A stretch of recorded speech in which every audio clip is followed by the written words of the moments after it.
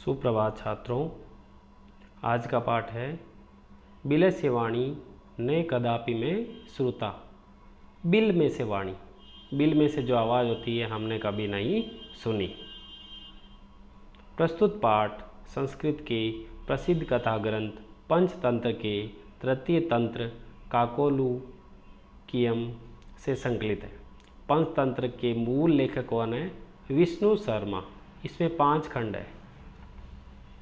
इस जो तंत्र में है वो 5 खंड है। कैसे?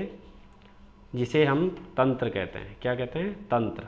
इनमें गद्य यानी गद्यांश, पद्य यानी पद्यांश रूप में कथाएं दी गई है।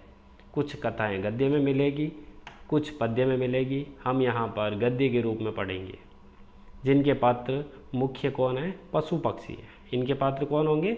पशु और पक्षी।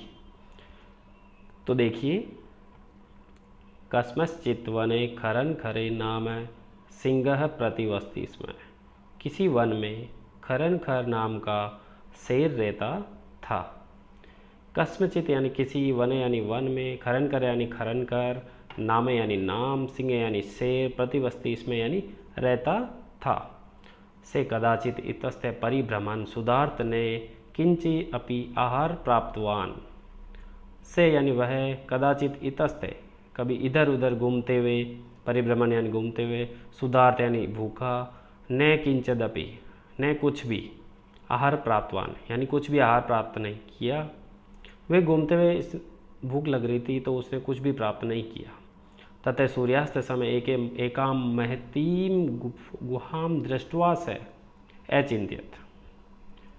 वहाँ सूर्यास्त के समय फिर उसने एक बड़ी गुफा देख करके सोचा। क्या सोचा?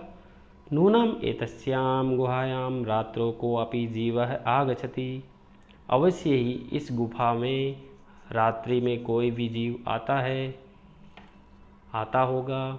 अतः अत्रैव निगूढ़ो भूत्वा तिष्ठामि।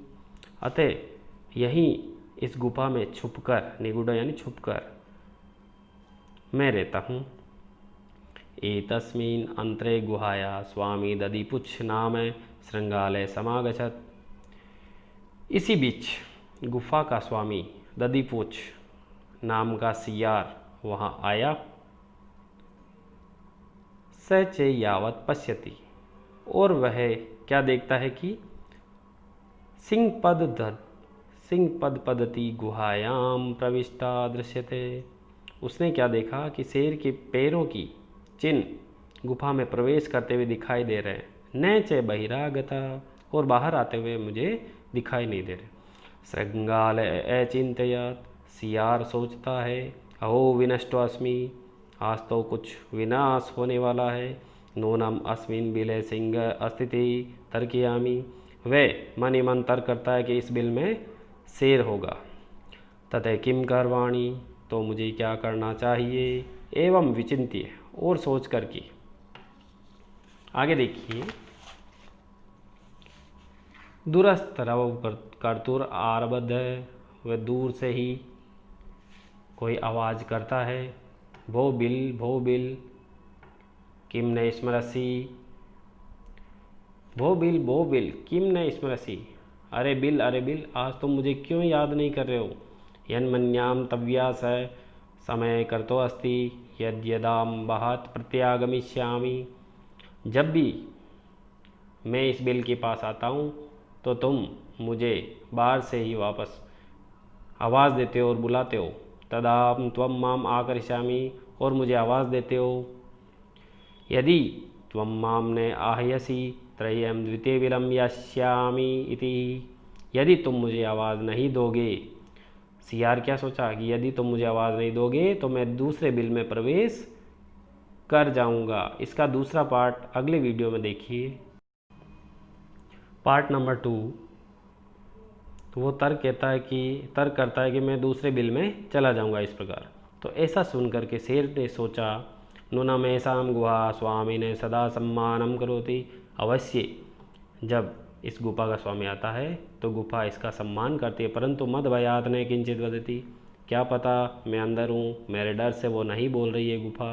अथवा साद्विदम उच्यते, अतः कहा गया है भय संत्रस्त मनसाम हस्तपादिका क्रिया प्रवंतते न वाणी चेवे पूतश्चादिको भवेत। भय संत्रस्त मनसाम का मतलब होता है डरे हुए मन वाले कि हाथ पैर आदि से संबंधित क्रिया। जो डरा हुआ होता है उसकी हाथ और पैर कंपन युक्त हो जाते हैं, वो डर जाता है, उसकी वाणी भी रुक जाती है, वो डरा हुआ होता है और उसके शरीर के कंपन के कारण उसका शरीर भी काम करना बंद कर देता है। तो आगे देखिए, तद अहम अस्य आह्वानं करोमि। ऐसा करता हूँ, मैं खुद ही आह्वान करता हूँ, गुफा नहीं करती है तो मैं खुद ही आवाज़ करता हूँ, शेर बोला। एवं से बिले प्रविश्य में भोज्य भविष्यति, और जो वह बिल में प्रवेश करता है, अगर वो करता है तो वह मेरा भोजन बनेगा। इतम विचार्य सिंह सहसा श्रृंगालस्यानं करोति। इस प्रकार ऐसा सोच करके शेर अचानक श्रृंगाल का आह्वान करता है, जोर से बोलता है। सिंह से उच्च गर्जनेन प्रतिध्वनिना सा गुहायाम उच्चे श्रृंगालम आव्यात।